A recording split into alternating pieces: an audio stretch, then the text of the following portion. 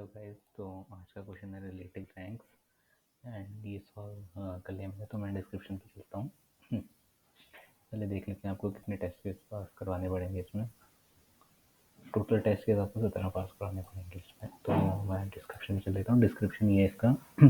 आपको एक array given है, जो स्कोर है वो डिक्रीजिंग हो सकता है, नॉन किसी भी ऑर्डर में हो सकता है। तो अरे में ये जो स्कोर है ये ith पर्सन का स्कोर बताता है, यानी जो 0th पर्सन है उसका जो स्कोर है वो 5 है। जो पहला पर्सन है उसका 4 है। वो इसलिए बोल रहा हूँ यार, इंडेक्स 0 से स्टार्ट होता है।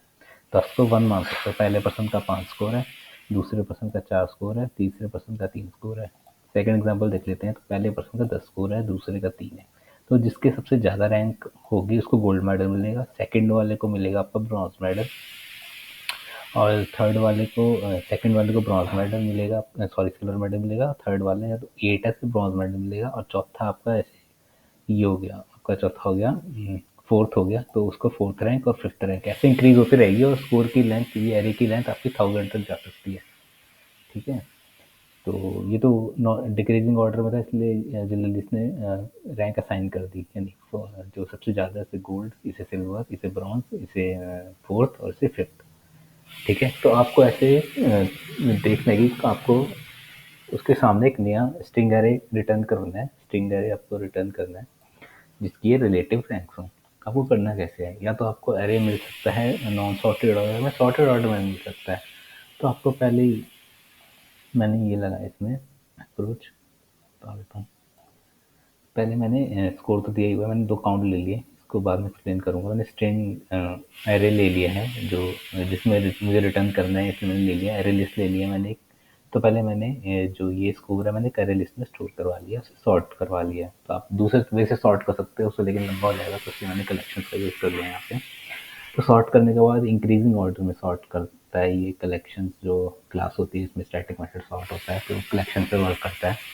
तो ये इंक्रीजिंग ऑर्डर में आपका सॉर्ट करेगा, इसलिए मैंने लूप को उल्टा चला लिया है। तो कलेक्शन में रिवर्स करने के लिए 3-4 मेथड होते हैं, या तो आप लूप को उल्टा चला लो, ठीक है, या कलेक्शन डॉट रिवर्स कर दो, वो भी मेथड होता है। ठीक है।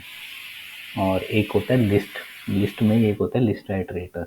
तो आपको लिस्ट आइटरेटर का जो ऑब्जेक्ट है उसको लिस्ट आइटरेटर का मेथड यूज़ करना है, जो आर्गुमेंट लेते हैं लिस्ट डॉट साइज का और रिटर्न करता है आइटरेटर, लिस्ट आइटरेटर। तो उससे आप हैज़ प्रीवियस और प्रीवियस मेथड यूज़ करते हो, लेकिन वो लिस्ट के लिए अवेलेबल है। तो ये 3-4 मेथड है जिससे आप लिस्ट को रिवर्स प्रिंट करवा सकते हो। तो मैंने सिंपल मेथड यूज़ किया है। सॉर्ट करने के बाद जो इंक्रीजिंग ऑर्डर में सॉर्ट किया था, तो मैंने उसे लूप को उल्टा चला दिया और काउंट इंक्रीज कर दिया है।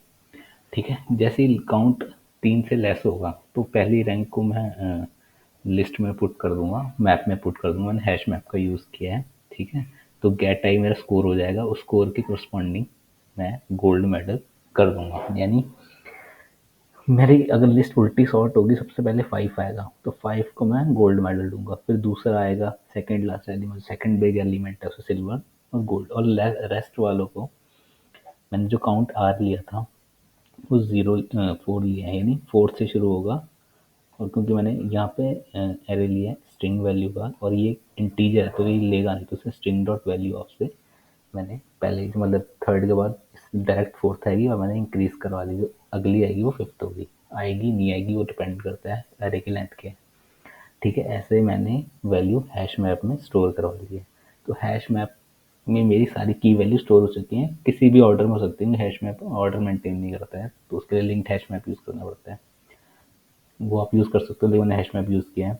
ठीक है। और ट्री मैप करोगे तो अकॉर्डिंग टू द रैंक, मतलब जो उसकी की है उससे सॉर्ट कर देगा, लेकिन वो आपको करना नहीं है।